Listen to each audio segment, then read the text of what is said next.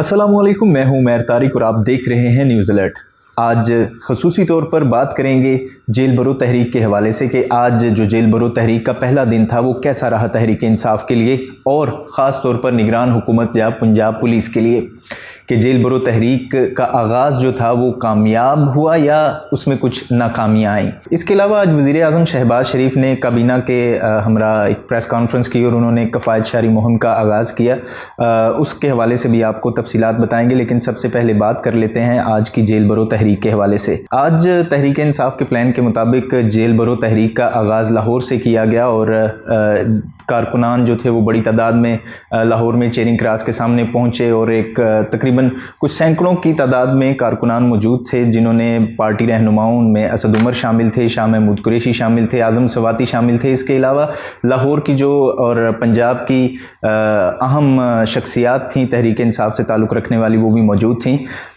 वहाँ पर लोगों ने तहरीक इंसाफ के लोगों ने अपने आप को पेश किया गिरफ़्तारी के लिए और पुलिस वैन में सवार हुए। सबसे पहले शाह महमूद कुरैशी, उनके बाद असद उमर भी उनके साथ शामिल थे। इसके अलावा आज़म सवाती और लाहौर की दीगर अहम तहरीक इंसाफ की शख्सियात जिन्होंने अपने आप को गिरफ़्तारी के लिए पेश किया और निगरान हुकूमत की जानिब से इस हवाले से मौक़िफ़ सामने आया कि उनको गिरफ़्तार किया गया है, लेकिन उन्होंने ख़ुद अपनी मर्ज़ी से गिरफ़्तारियाँ दी हैं और इस हवाले से हुकूमत का ये मौक़िफ़ है। निगरान हुकूमत के तर्जुमान का कहना था कि उनको कैंप जेल में मुंतकिल किया जाएगा। निगरान हुकूमत के तर्जुमान ने यह भी कहा कि लाहौर में PSL के हवाले से दफ़ा 144 नाफिज की गई थी और एक 144 की खिलाफ वर्जी करने वालों के ख़िलाफ़ हुकूमत जो है वो कार्रवाई अमल में लाएगी और कानूनी तकाज़ों को पूरा करते हुए जिन जिन लोगों ने दफ़ा 144 की खिलाफ वर्जी की है उनके खिलाफ मुकदमात दर्ज किए जाएंगे और उनको अदालतों में पेश किया जाएगा। इस हवाले से तर्जुमान हुकूमत पंजाब का ये कहना था कि जेल भरो तहरीक के लिए जेलों का इंतज़ाम किया गया है, क्योंकि लाहौर की जेलों में इस वक्त जगह मौजूद नहीं है। इसके हवाले से बात उन्होंने ये बताई कि जितने भी कारकुनान होंगे गिरफ़्तार किए जाने वाले, उनको मियाँ वाली की जेल में मुंतकिल किया जाएगा और इस हवाले से मियाँ वाली की जेल में इंतज़ामात भी मुकम्मल कर लिए गए हैं। अगर इस हवाले से देखा जाए तो सुबह जब जेल भरो तहरीक का आगाज़ किया गया तो तहरीक इंसाफ के कारकुनान चेरिंग क्रॉस पर जमा हुए अपनी आला क़यादत के साथ। वहाँ पर आला क़यादत ने ख़ुद अपनी गिरफ़्तारी के लिए पुलिस वैन में सवार होने की कोशिश की और वह सवार होने में कामयाब भी रहे। इसके अलावा पुलिस वैन जो उस वक़्त लाई गई थी वहाँ पर उनकी छतों पे भी सवार हुए कारकुनान। इसके अलावा से एक और हमारी चीज़ सामने आई, क्योंकि तहरीक इंसाफ की जानिब से सुबह से ये कहा जा रहा था कि हम गिरफ़्तारियाँ देने के लिए मैदान में मौजूद हैं, लेकिन पुलिस की जानिब से हमें गिरफ़्तार नहीं किया जा रहा।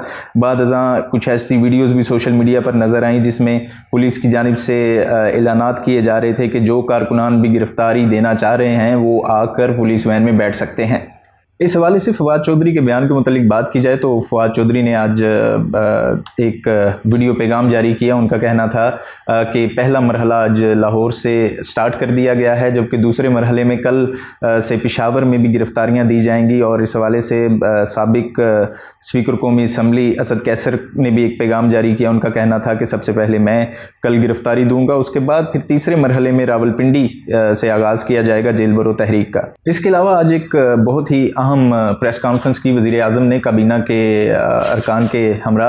वज़ीर आज़म ने इस प्रेस कॉन्फ्रेंस में कफ़ायत शारी मुहिम के हवाले से बहुत अहम ऐलानात किए। सबसे पहले जो उन्होंने अहम ऐलान किया उसमें उन्होंने ये कहा कि तोशा खाना के जो मालूमात हैं उनको पब्लिक किया जाएगा।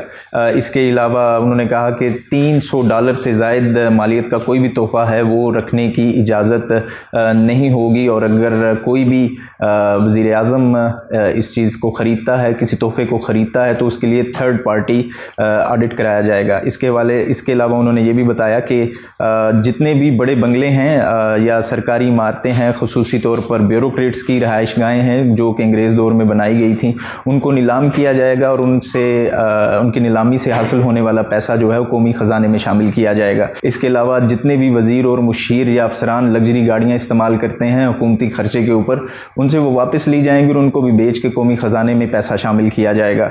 इसके अलावा उन्होंने ये भी बताया कि कोई भी वज़ीर या मुशीर है आज के बाद बैरूनी मुल्क सफ़र करने के लिए या सरकारी दौरे के ऊपर वो इकॉनमी में सफ़र करेगा, और इसके अलावा कोई भी इजाफी जो अमला है वो अपने साथ ले जाने की उन्हें इजाज़त नहीं होगी।